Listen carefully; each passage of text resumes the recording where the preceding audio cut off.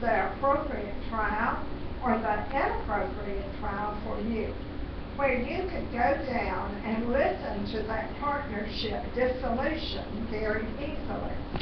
Excuse me. Thank you. So that's the purpose of the question. It's not to disqualify you. It's really like we're disqualifying this case from you if you think of it that way. Nothing is personal. And I think it's easier to respond to all the questions. With that being said, I'm going to start asking those questions that nobody responds to. But every now and then, somebody does respond to this. My boss is the elected prosecutor. His name is Robert Beard. He's been around crime cases, being a lawyer for, wouldn't want to hear this, probably 30 years. He is elected. He's been very involved in the community. Does anybody believe that they know Bob Beard on any personal level? All right. When we do this, I'll just start going in order. I'll get to you, but do not let me skip you. Ma'am, would you tell us your name, please, Miss Phillips? Yes. Please stand.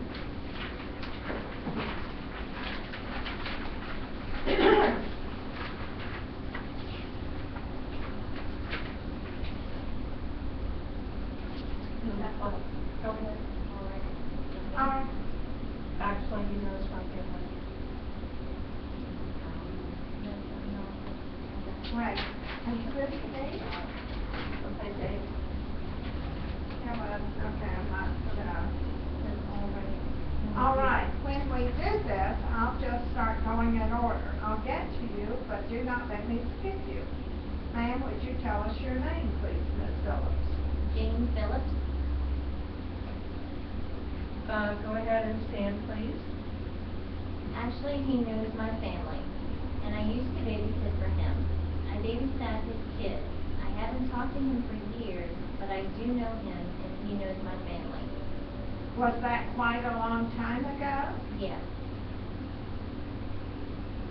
Because I know his kids are all adults now. Having had that relationship with him, knowing that he's my boss, do you think you would be influenced by that prior relationship in hearing this case and being fair and impartial to the defendant as well as the state? No. You think you could do that?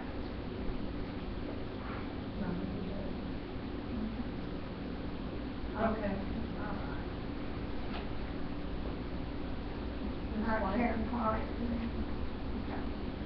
My father and him have been friends since childhood. I know the family very well. All right. Now, do you feel that you could be fair and impartial listening to this case? Yes, sir. Could you be fair to the defendant? Yes. Knowing Bob the way you do, could you be fair to me? Yes. All right. I always have to check both ways. Let me ask you this. You know Bob, and if at the end of the trial you have to say, well, I don't think he's guilty, he's not guilty, do you think you would have reservations doing that because you know Bob? No. You could do that, right? Yes. And you could also say he's guilty. You wouldn't be influenced at all? No, I wouldn't. All right. Was there anyone else in the back row? I don't think I saw anyone. All right. Here is where I learned how nondescript I am. I've been here 14 years and nobody ever knows me. Now that you have heard me and you've kind of gotten a look at me, nobody recognizes me. Is that correct? I'm not getting any nodding, but I take it by your silence, nobody knows Dave Fry. How about any assistant prosecutor or an employee of the Jackson County Prosecutor's Office? Let me give you a little bit of an idea to start thinking. Not only do we try criminal cases, but we have a bad check unit that businesses from all over the county bring checks to us. People who write back checks come in to see us the next day. We have family support, where child support payments are collected. And of course, we have two sides on those cases. We have a delinquent tax unit. These are non-traditional prosecutor fees.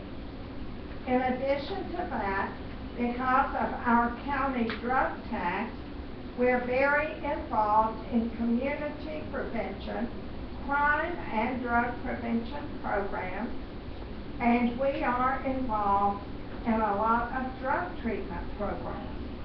These are all very non-traditional prosecutor things, and if you think in terms of all those activities, is there anyone who believes they know an employee of the Jackson County Prosecutor's Office? I know somebody from the prosecutor's office, Bill Evans.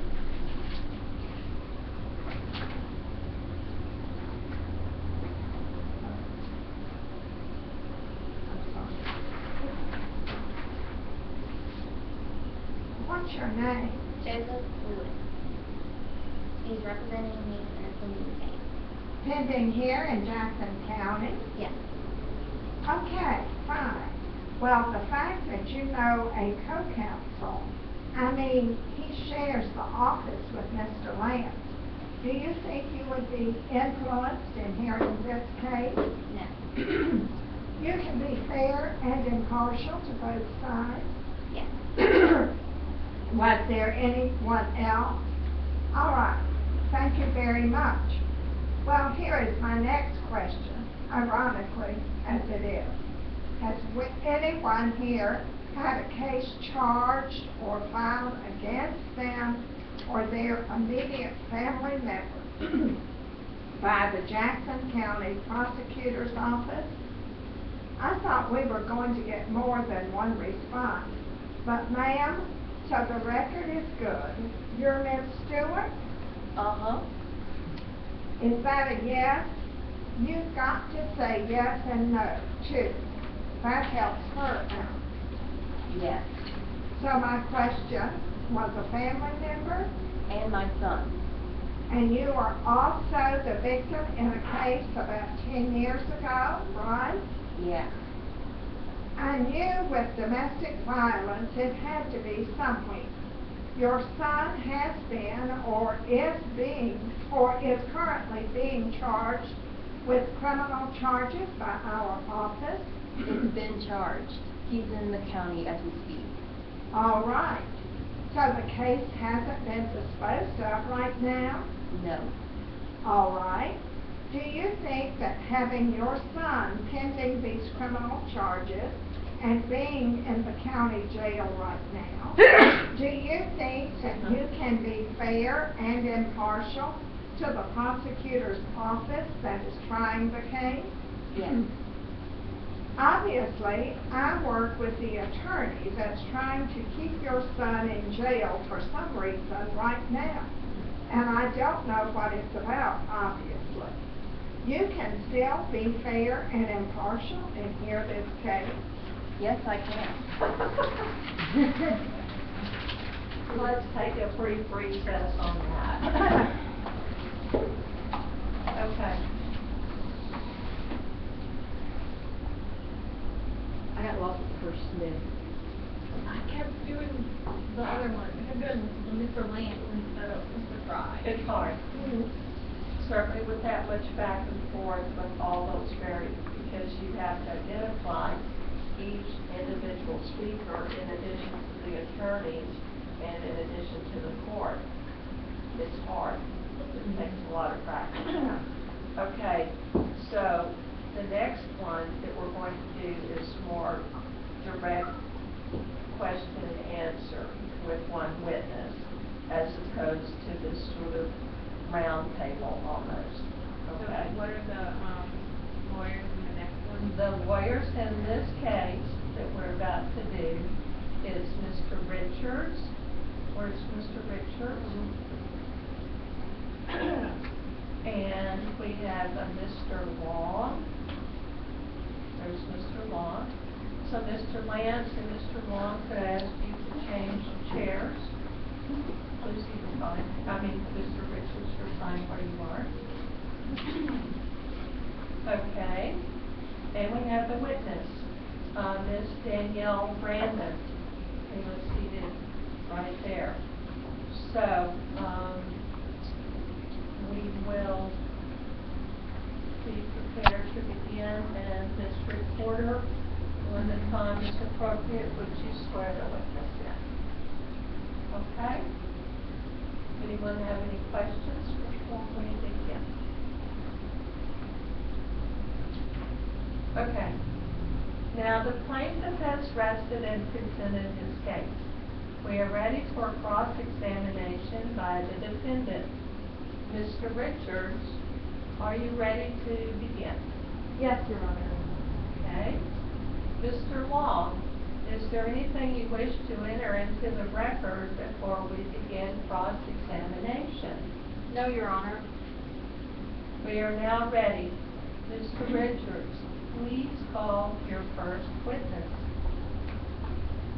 Your Honor, I call Danielle R. Brandon. Okay. Ms. Reporter, would you swear the witness? Do you solemnly swear and affirm to tell the whole truth, nothing but the truth, so help you God? I do so affirm. Okay, state your full name and address for the record. Danielle R. Brandon, 1355 Myrtle Avenue, Baton Rouge, Louisiana, 70806.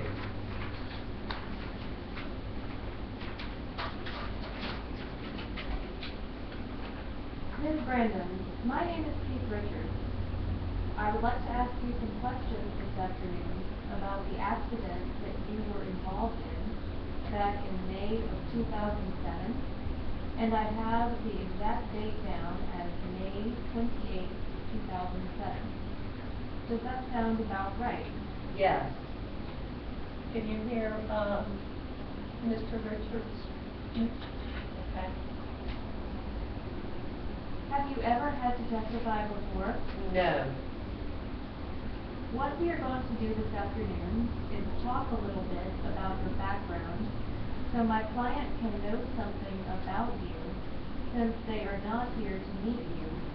And then we will talk about the accident. And then we will talk about the medical treatment that you have had since the accident. The important thing to remember about testifying is that unlike two normal people having a conversation, you can't nod your head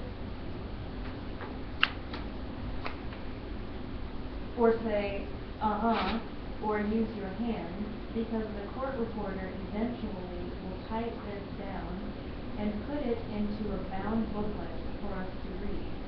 And she might not necessarily know what a head nod or a hand movement means.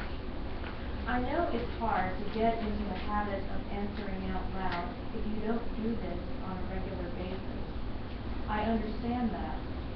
So, if you see me pointing at her, that's what I'm talking about. Okay. Also, people tend to want to jump in and start answering questions as soon as I started, once they think they know where I'm going with the question. And that's going to pose two problems. The first is, I may be asking you a completely different question than the one you thought I was asking. And then, also, if you jump in like that, however briefly we talk over one another, it will also make it difficult for the court reporter. So the best thing to do is to let me get the question completely out, and then you can take as long as you need to answer it. Okay. Finally, if I ask a question at any point that you don't understand, just stop me, and I will be more than happy to re-ask it so that you do understand it. Otherwise, if you answer it, I will assume that you understood the question. Does that sound fair? Yes. What is your full name? Danielle R. Brandon. Fontenot is your maiden name? Yes. Where are you from originally? Ville Platte, Louisiana. And what is your current address? 1355 Myrtle Avenue, Baton Rouge, Louisiana, 70806. What is your husband's name? William Brandon. And what does he do for a living? He's a mechanical engineer. Does he work for one of the plants? No, he works for the Department of Transportation and Development. What is your date of birth? 12/17/1970. And your social security number? 460-593433. Do you have a Louisiana driver's license? I do. What is that number? 0964128. Has that license ever been suspended or revoked for any reason?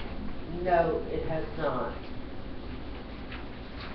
Do you have any restrictions on your license for eyeglasses or anything like that? I do not. Have you ever had a license in another state? No. And how long have you and William been married? It will be 10 years in June. Children? 3. What are their names and ages? Benjamin, and he's 8.5. Oliver, and he's 6. And Matthew, and he's 2. What is your educational background? I have a Master's of Science degree from LSU. And where do you work? I work at the ULL Student Health Center. How long have you been there? 11 years. And what do you do there? I'm the director of the health center, and I'm also the director of the health promotion department there. What is the health director program, or the director of health? Health promotion. Health promotion. What is that exactly? It's an educational outreach unit. So we go out onto campus and educate students about health issues that would be pertinent to college students. Have you missed any work, any time away from work as a result of this accident?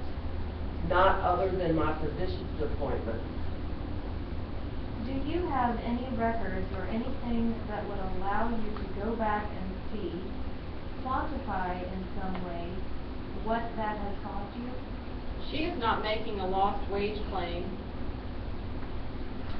And it is good that we answer that right from the beginning, because that cuts out about 15 minutes worth of questions. Your attorney has just indicated that you are not making any claims for economic damages for lost wages. Do you understand that? That's correct? Yes. Okay. Other than the lawsuit that we are here for today, have you ever been a party to a lawsuit? No.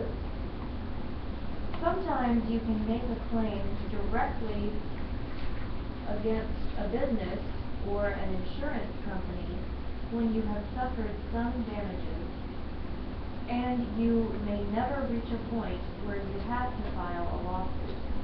Have you ever done that before? No. Have you asserted a workman's compensation claim before? No. Have you ever applied for or received any type of disability benefit? No. And that would be either private disability or Social Security disability. No, I have not. Other than the motor vehicle accident we are here for today, Have you ever been involved in any other motor vehicle accidents? Yes.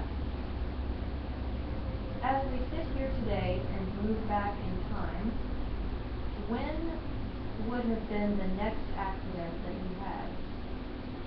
It was, I believe, when I was in high school.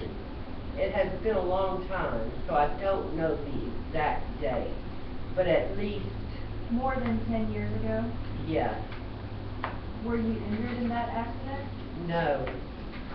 No other accidents besides that one and this one? And then I've had one more since the accident that we're talking about today, and that was just a fender bender. There were no injuries. When did that happen, roughly? I believe it was last spring, so probably about a year ago. I'm not sure again of the exact date. Spring of 2008? Correct. Where did it happen? It happened on Stanford Avenue, where it intersects with Perkins Road. Was an accident report completed? Yes. And what happened in that accident? I was behind another vehicle at a stop sign, and he began to go and to turn onto Perkins Road. And I think when he realized that there was some oncoming traffic, he started to reverse back, and I was behind him, and he just bumped my truck. No physical injuries from... No. Do you have any chronic health conditions that you are followed for? Are you diabetic or anything of that nature? No, I'm not. You have health insurance, I'm assuming, through either your job or your husband's? I do, through my job. What's the carrier? ULL First Choice, and it's underwritten by Cigna. Have they paid for any of your care in connection with this case? I don't believe that they have, no. Actually, my first appointment with Dr. Gray, my primary care physician, may have been covered by my insurance. Yes. Dr. Graves, is what you would describe, for lack of a better term, Dr. Graves is what you would describe, for lack of a better term, as your family doctor. Correct, my primary care physician. How long has he been your primary care physician? Approximately 5 years. Who was it before that? I believe it was Dr. Curtis. Have you had to visit a hospital or an emergency room for any reason in the past, say 5 or 6 years, other than in connection with this accident, excluding childbirth? No. You considered yourself to be in good health prior to this accident. I did. And this is a routine question. Don't be offended with me. You don't have a criminal record, I'm assuming. I do not. And there are no charges pending against you in any jurisdiction at this point? No, there is not. I didn't think so, but I had to ask. You will be surprised what people will tell me. This accident of May 28, 2007, tell me about that accident. I had my 2 older children with me in my vehicle. We were driving down Baywell, and as I approached the intersection of, I believe it's Adams Drive, which is perpendicular to the street, this truck just pulled out right in front of me, and I barreled into the side of it because I wasn't able to stop to avoid the accident. Baywell is a cut-through between... Acadian and College, correct. And he just came out the side street? Correct. Was there even time to touch your brakes, or did it happen that quickly? I would say there was time to touch my brake, but I knew there was no way I was going to avoid the accident. It was just a matter of trying to minimize the impact. There was a stop sign that controlled that person's lane? Correct, exactly. Did they just roll through it, or did they halt and then pull out? It was hard for me to tell, but I think they rolled through it. Did you have your seatbelt on? I did. And your children, were they restrained? Yes, they were both in child restraint seats. Were they both in the back? They were. Okay. So that was about 10 minutes at about 150 parts per minute. Okay. I'll read back, I'll read back. The voices. Could you read back the objection, please? Yeah, exactly. We'll take them a minute. She's not filing, Would you, Send that